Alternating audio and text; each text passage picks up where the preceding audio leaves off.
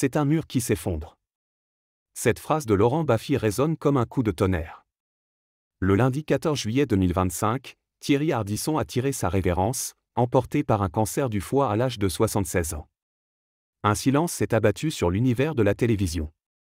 Celui qui pendant plus de 40 ans a bousculé les codes, a osé les phrases qui piquent, les formats qui choquent, s'en est allé, sans bruit.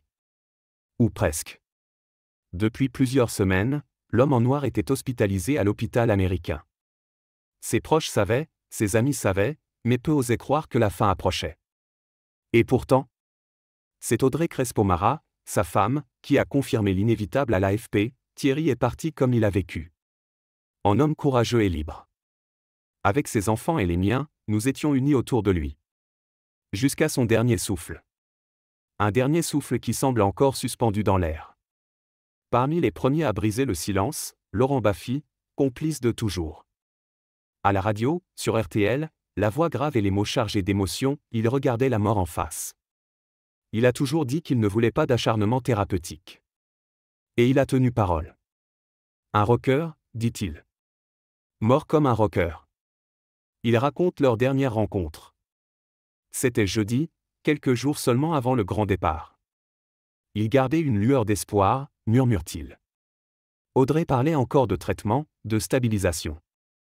Mais lui savait. Il ne voulait plus se battre contre l'inéluctable.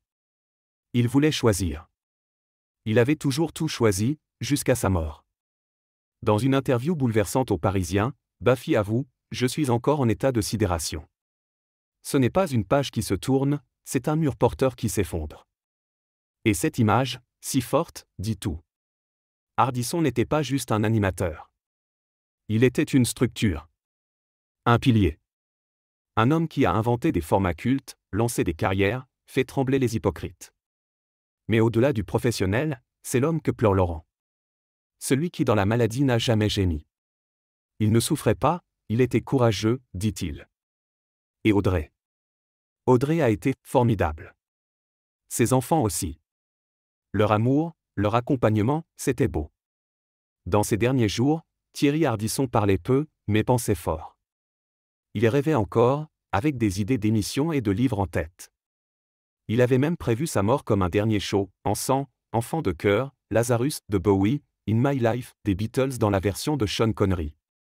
Il voulait que ses 3 épouses soient présentes. Il avait tout orchestré. Parce qu'il voulait, comme il le disait lui-même, voir la mort arriver en face.